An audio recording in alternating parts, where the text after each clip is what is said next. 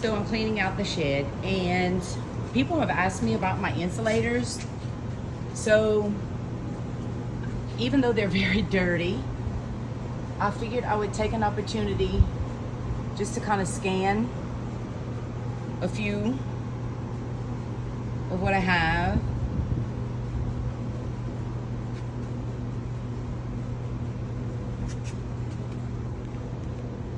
These are some of the more commons.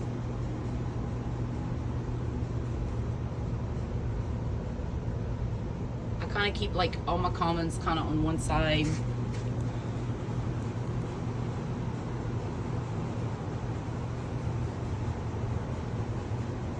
They're so dirty, but this is what they do. They sit.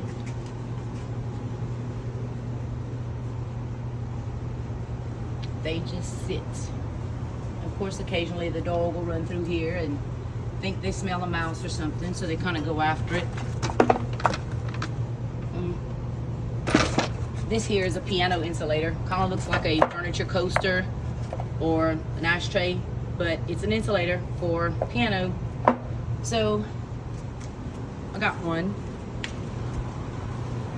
Some of my bottles. This is a tight squeeze here.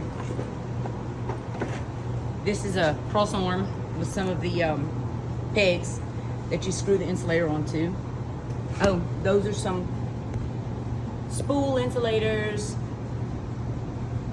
radio strains. I think, yeah, the radio strains at the top. Okay.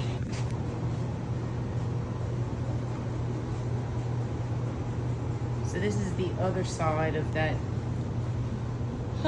previous side I just showed you.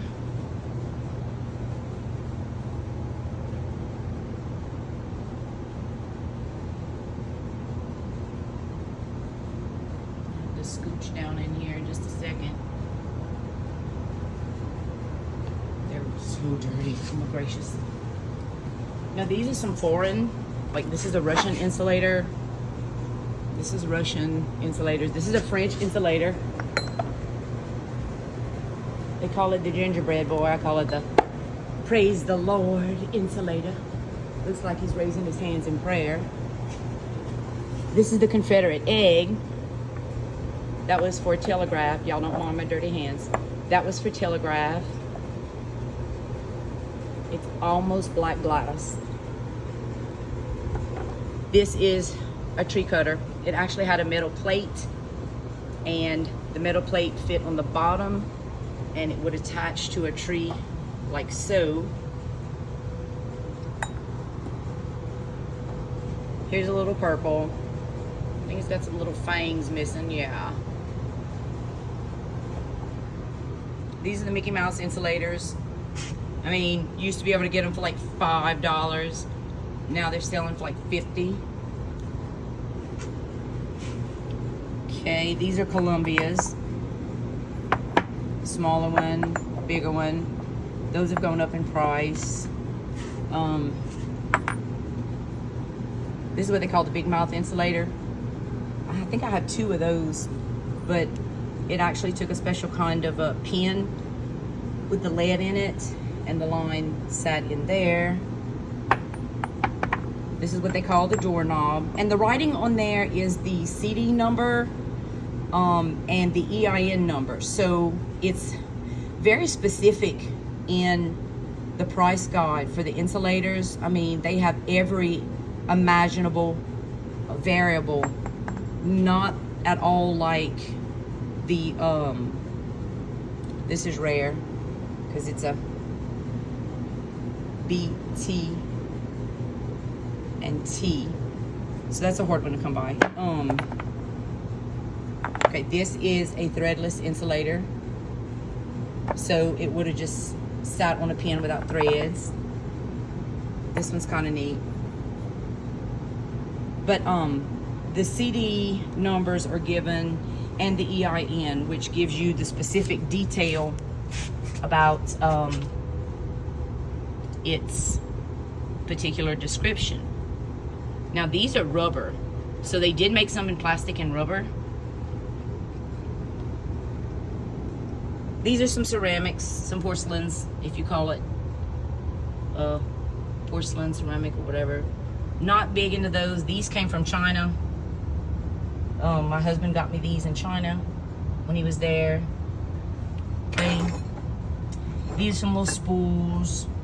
These are some more spools. Now these they kind of use on electric fences.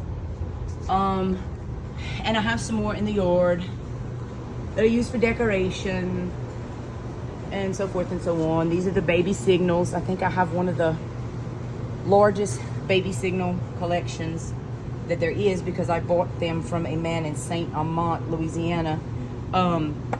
This is what they call carnival glass. This will come off.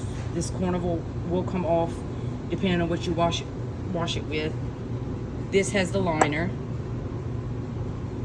And there's one that actually has a liner that sits on top. I don't know where it's at right now. I try to put them together, but every now and then one gets kind of out of the way. This is a good color. I'm not big into color. I'd rather have an insulator that has embossing on it that I don't already have. I go for shape. My husband goes for color. Here's a purple. It's a tramp. Is also called a tramp. Now this one is a two-piece tramp. Yeah, so that's some of the little guys and gals I have.